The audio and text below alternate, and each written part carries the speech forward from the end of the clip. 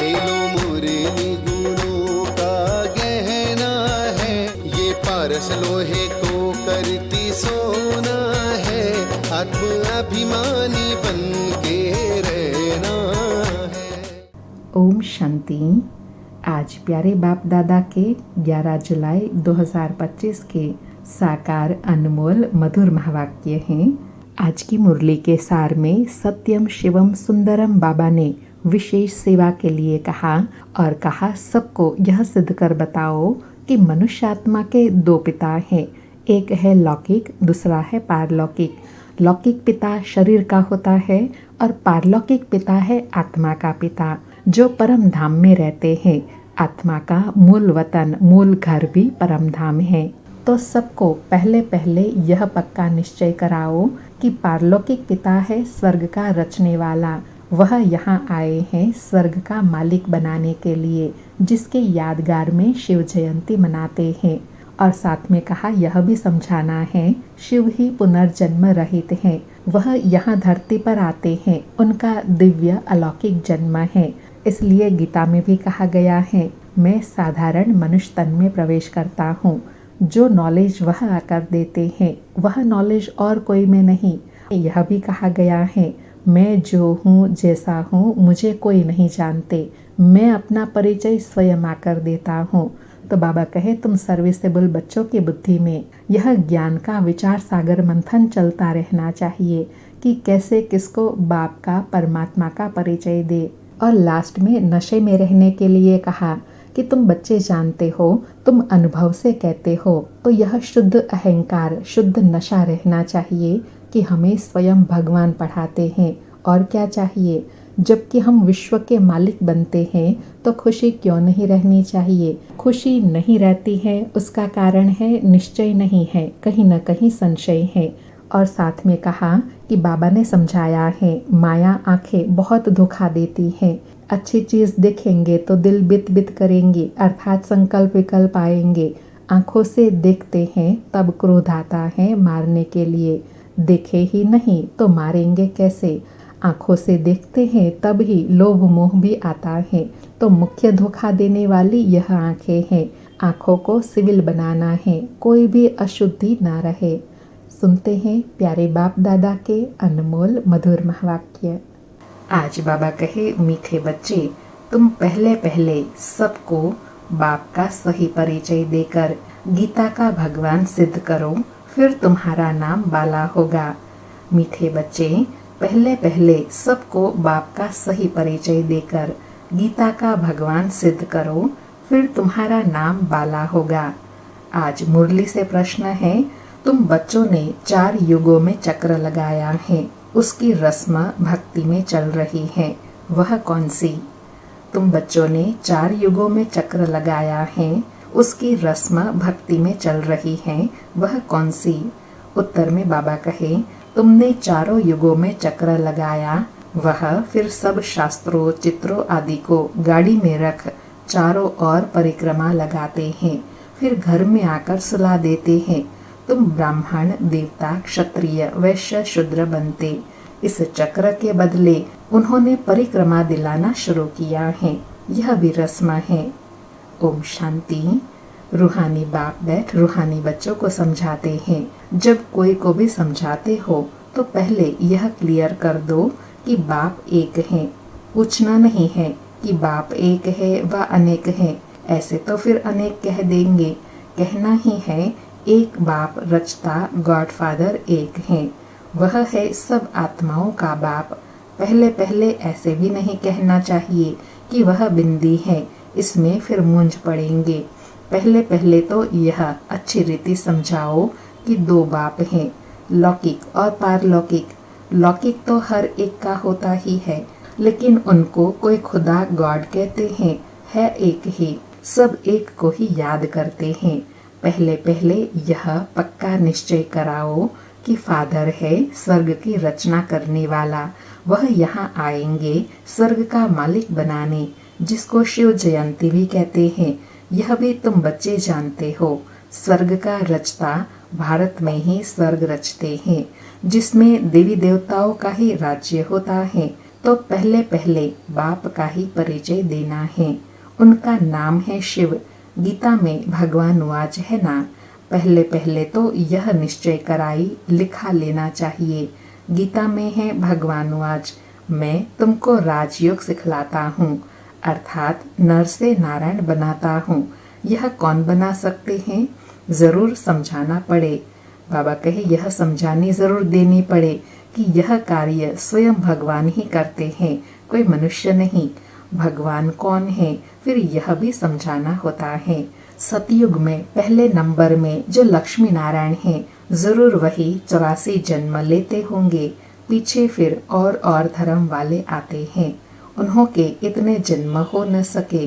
पहले आने वालों के ही 84 जन्म होते हैं। सतयुग में तो कुछ भी सीखते नहीं हैं, जरूर संगम पर ही सीखते होंगे। बाबा कहे सतयुग में तो सब प्रारब्ध भोगते हैं, वहाँ तो सीखते नहीं हैं, जरूर सीख कर जाते हैं। और वो कहाँ सीखते हैं? संगम युग पर, जब भगवान से आत्मा मिलती है। तो पहले पहले बाप का परिचय देना है। जैसे आत्मा देखने में नहीं आती है, समझ सकते हैं, वैसे परमात्मा को भी देख नहीं सकते, बुद्धि से समझते हैं। वह हम आत्माओं का बाप है। उनको कहा जाता है परम आत्मा। वह सदैव पावन है। उनको आकर पतित दुनिया को पावन बनाना होता है। तो पहले बाप एक है, यह सिद्ध कर बताने से गीता का भगवान श्री कृष्ण नहीं है, वह भी सिद्ध हो जाएगा। तुम बच्चों को सिद्ध कर बताना है। एक बाप को ही ट्रुथ कहा जाता है। बाकी कर्म कांड व तीर्थ आदि की बातें सब भक्ति मार्ग के शास्त्रों में है। ज्ञान में तो इनका कोई वर्णन नहीं है। यहाँ कोई शास्त्र नहीं है। बाप आकर सारा राज समझाते हैं। पहले पहले तुम बच्चे इस बात पर जीत पाएंगे कि भगवान एक निराकार है, न कि साकार। परम पिता परमात्मा शिव भगवान वाच, ज्ञान का सागर, सबका बाप वह है। श्री कृष्ण तो सबका बाप हो नहीं सकता। वह किसी को कह नहीं सकता कि देह के सब धर्म छोड़ माम एकम याद करो। है बहुत सहज, परंतु मनुष्य शास्त्र आदि पढ़कर भक्ति में पक्के हो गए हैं। आजकल शास्त्रों आदि को गाड़ी में रख परिक्रमा देते हैं, चित्रों को ग्रंथों को परिक्रमा दिलाते हैं, फिर घर में ले आकर सुला देते हैं। अभी तुम बच्चे जानते हो, हम देवता से क्षत्रिय वैश्य शूद्र बनते हैं, यह चक्र लगाते हैं। चक्र के बदले वह फिर परिक्रमा दिलाकर घर में जाई रखते हैं। उन्हों का एक मुकर्रर दिन रहता है। जब परिक्रमा दिलाते हैं तो पहले पहले यह सिद्ध कर बताना है कि श्री कृष्ण भगवान वाच नहीं, परंतु शिव भगवान वाच हैं। बाबा कितना गुह्य बात समझा रहे हैं कि वह शास्त्रों को परिक्रमा दिलाते हैं और फिर घर में ले जाकर रख देते हैं। यहाँ बाबा कहे आत्मा 84 जन्मों का चक्र लगाकर जब थक जाती है, फिर बाबा आकर पावन बनाई अपने घर ले जाते हैं। फिर आत्मा अपने घर में शांति में रहती है। कितनी गुह्य बातें हैं। बाबा कहे शिव ही पुनर्जन्म रहित हैं। वह आते जरूर हैं, परंतु उनका दिव्य जन्म है। भागी रथ पर आकर सवार होते हैं, अर्थात भाग्यशाली रथ द्वारा मिलते हैं। पतितों को आकर पावन बनाते हैं। रचता और रचना के आदि मध्य अंत का राज समझाते हैं, जो नॉलेज और कोई नहीं जानते हैं। बाप को आपे ही आकर अपना परिचय देना है। मुख्य बात है ही बाप के परिचय की। वही गीता का भगवान है। यह तुम सिद्ध कर बताएंगे तो तुम्हारा नाम बाला हो जाएगा। तो ऐसा पर्चा बनाकर उसमें चित्र आदि भी लगाकर फिर एरोप्लेन में गिराने चाहिए। बाप मुख्य मुख्य बातें समझाते रहते हैं। बाबा कहे सेवा की जो मुख्य मुख्य बातें हैं, जिसमें तुम्हारा नाम बाला होगा, उसके लिए बाबा युक्ति बताते हैं। बाबा कहे तुम्हारी मुख्य एक बात में जीत हुई तो बस तुमने जीत पाई। इसमें तुम्हारा नाम बहुत बाला हुआ है, इसमें कोई खिटपिट नहीं करेंगे। यह बड़ी क्लियर बात है। बाप कहते हैं मैं सर्वव्यापी कैसे हो सकता हूँ? मैं तो आकर बच्चों को नॉलेज सुनाता हूँ। पुकारते भी हैं आकर पावन बनाओ, रचता और रचना का ज्ञान सुनाओ। महिमा भी बाप की अलग, श्री कृष्ण की अलग है। ऐसे नहीं शिव बाबा आकर फिर श्री कृष्ण व नारायण बनते हैं, 84 जन्मों में आते हैं। नहीं, तुम्हारी बुद्धि सारी यह बातें समझाने में लगी रहनी चाहिए।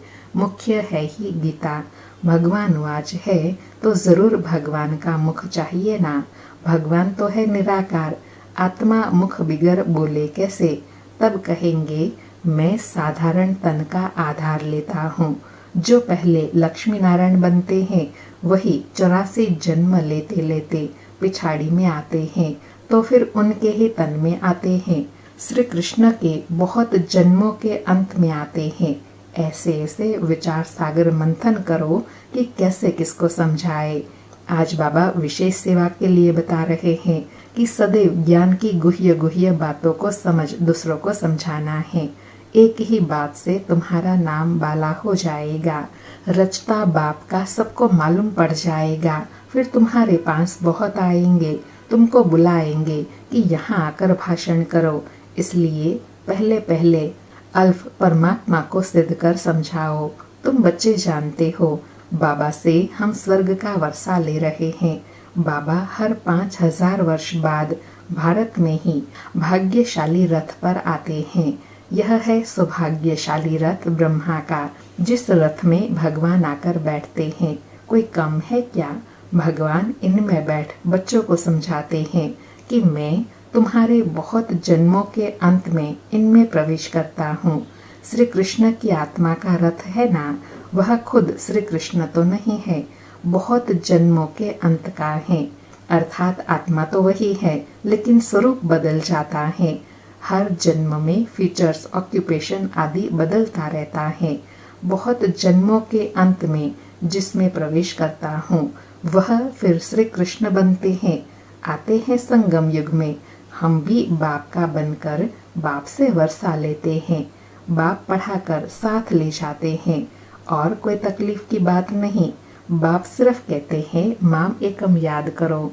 तो यह अच्छी रीति विचार करना चाहिए कि कैसे कैसे लिखे। बाबा ने याद पर अटेंशन दिलाते हुए फिर वापस ले आए सर्विस के लिए कि बच्चों को विचार सागर मंथन करना चाहिए सेवा के लिए। यही मुख्य मिस्टेक है, जिस कारण ही भारत अनराइटियस, इररिलीजियस, इंसॉल्वेंट बना है। बाप फिर आकर राजयोग सिखलाते हैं, भारत को राइटियस सॉल्वेंट बनाते हैं, सारी दुनिया को राइटियस बनाते हैं। अर्थात आकर एक सत्य धर्म की स्थापना करते हैं। उस समय सारे विश्व के मालिक तुम ही हो। कहते हैं ना, wish you long life and prosperity. अर्थात दूसरों को आशीर्वाद देते हैं ना कि तुम्हारी लंबी आयु हो, सदा जीवन में संपन्न रहो। बाबा आशीर्वाद नहीं देते हैं कि सदा जीते रहो। यह साधु लोग कहते हैं अमर रहो। तुम बच्चे समझते हो अमर तो जरूर अमरपुरी में होंगे, मृत्यु लोक में फिर अमर कैसे कहेंगे? तो बच्चे जब मीटिंग आदि करते हैं तो बाप से राय पूछते हैं। बाबा एडवांस राय देते हैं। सब अपनी अपनी राय लिख भेजे, फिर भल इकट्ठे भी हो। राय तो मुरली में लिखने से सबके पास पहुंच सकती है। 2-3 हजार खर्चा बच जाए।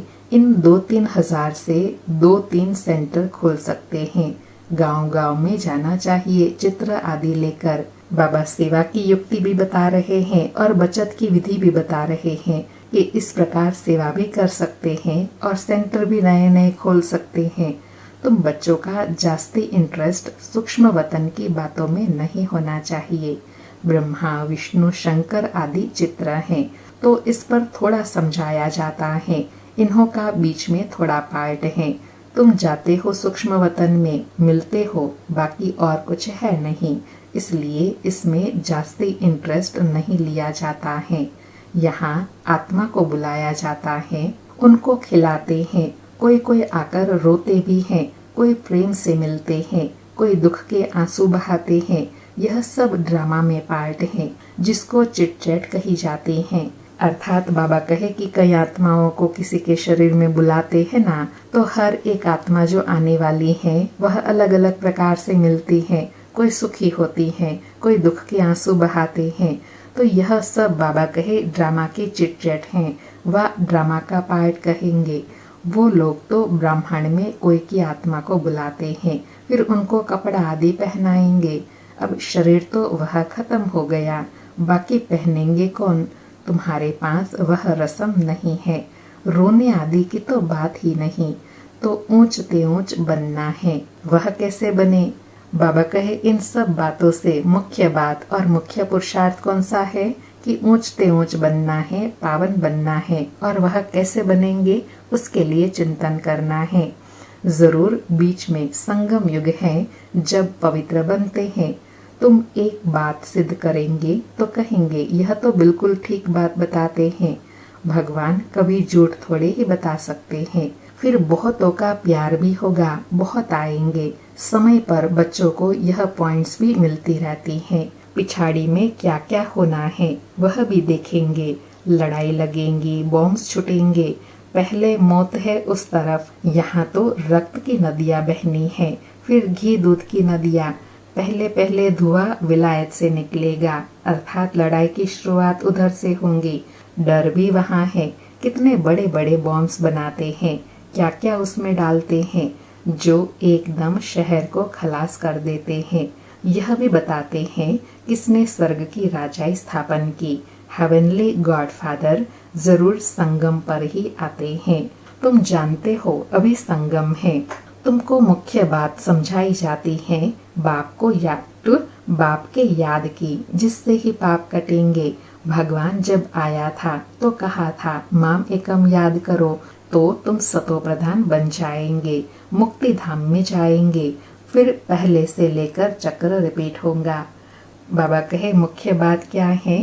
पावन बनना है और एक बाप की याद में रहना है, तो मुक्ति धाम में चले जाएंगे। बाबा कहे डिटिज्म, इस्लामिज्म, बौद्धिज्म, तुम स्टूडेंट की बुद्धि में यह सारी नॉलेज होनी चाहिए ना। खुशी रहती है। हम कितनी कमाई करते हैं, यह अमर कथा, अमर बाबा तुमको सुनाते हैं। तुम्हारे अनेक नाम रख दिए हैं। बाबा कहे कितना नशा होना चाहिए कि अमरनाथ बाबा आकर अभी हमें अमर कथा सुनाते हैं, अमर बनाने के लिए, अर्थात अकाले मृत्यु ना हो। बाबा कहे मुख्य पहले पहले डिटिज्म, फिर सबकी वृद्धि होते होते जाड़ बढ़ता जाता है। अनेका अनेक धर्म, अनेक मत हो जाती है। यह एक धर्म एक श्रीमत से स्थापन होता है, द्वैत की बात नहीं। बाबा कहे एक धर्म की स्थापना कैसे होती है? एक परमात्मा की श्रीमत पर चलने से। यह रूहानी नॉलेज रूहानी बाप बैठ समझाते हैं। तुम बच्चों को खुशी में भी रहना चाहिए। बाबा ने फिर स्मृति दिलाई कि तुम बच्चों को यह खुशी सदा बनी रहे। तुम जानते हो बाबा हमको पढ़ाते हैं, तुम अनुभव से कहते हो, तो यह शुद्ध अहंकार रहना चाहिए कि भगवान हमको पढ़ा रहे हैं और क्या चाहिए। जबकि हम विश्व के मालिक बनते हैं तो खुशी क्यों नहीं रहती, या निश्चय में कहाँ संशय है। बाप में संशय नहीं लाना चाहिए, अर्थात जो बाबा इतनी ऊंच प्राप्ति कराते हैं उसमें संशय नहीं लाना चाहिए, नहीं तो प्राप्ति गंवा देंगे। माया संशय में लाकर भुला देती है। बाबा ने समझाया है, माया आंखों द्वारा बहुत धोखा देती है। अच्छी चीज देखेंगे तो दिल बित बित करेंगी, अर्थात अंदर संकल्प चलते रहेंगे यह खाए। आंखों से देखते हैं तब क्रोध आता है मारने के लिए, देखे ही नहीं तो मारे कैसे। आंखों से देखते हैं तब लोभ मोह भी होता है। मुख्य धोखा देने वाली आंखें हैं। बाबा कहे चाहे क्रोध हो, चाहे लोभ हो, चाहे लालच हो, ईर्ष्या हो, इन सब का दरवाजा है आंखें। अगर आंखों पर नियंत्रण हो तो यह लोभ मोह ईर्ष्या द्वेष से मुक्त हो सकते हैं। बाबा कहे इन पर आंखों पर पूरी नजर रखनी चाहिए।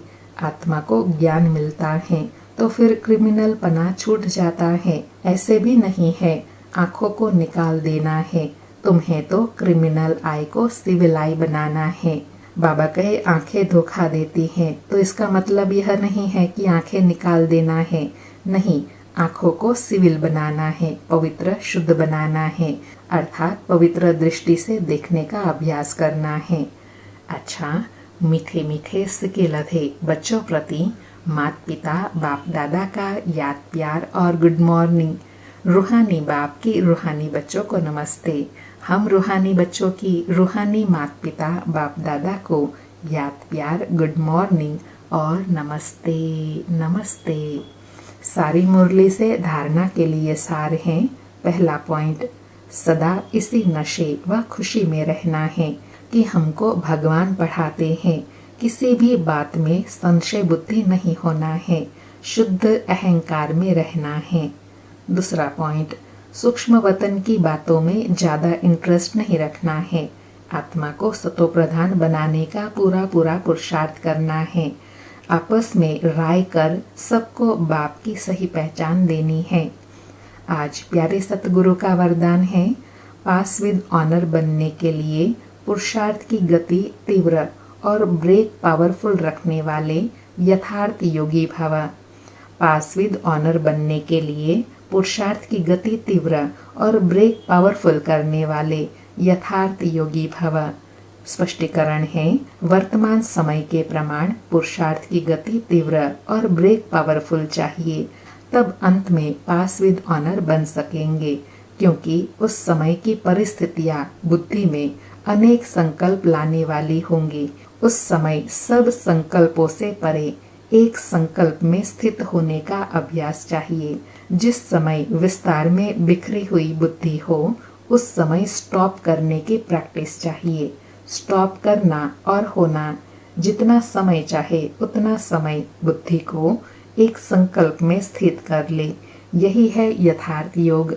बाबा ने अंतिम समय में विजय पाने की विधि बताई कि अंत में अनेक प्रकार की परिस्थितियां होंगी।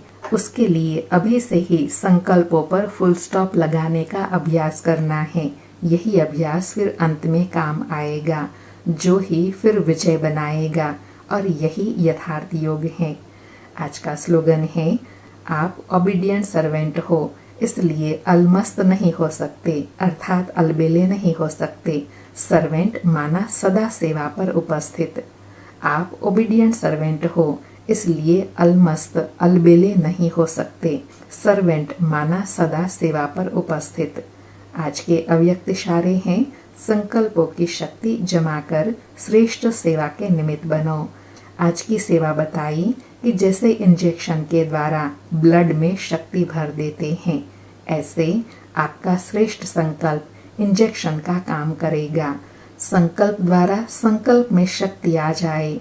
अभी इस सेवा की बहुत आवश्यकता है। स्वयं की सेफ्टी के लिए भी शुभ और श्रेष्ठ संकल्प की शक्ति और निर्भयता की शक्ति जमा करो, तब ही अंत सुहावना और बेहद के कार्य में सहयोगी बन बेहद के विश्व के राज्य अधिकारी बन सकेंगे। बाबा कहे, यह शुभ श्रेष्ठ संकल्पों की शक्ति आपको भी निर्भय बनाएंगी, आप में भी शक्ति भरेंगी और अन्य आत्माओं में भी शक्ति भर सकेंगे, सहयोग दे सकेंगे। यह श्रेष्ठ संकल्प अंत में इंजेक्शन का काम करेगा। अच्छा, ओम शांति। शुक्रिया बाबा, शुक्रिया। आप सभी भाई बहनों के लिए विशेष सूचना है। जो भाई बहनें प्रतिदिन मुरली सुनते हैं व मुरली सार सुनते हैं व इस चैनल पर वीडियो सॉन्ग देखते हैं, उन सभी भाई बहनों को निवेदन है, आप इस व्हाट्सएप नंबर पर व्हाट्सएप करें, मुरली टाइप करके जरूर भेजें। 9414092481 9414092481। धन्यवाद।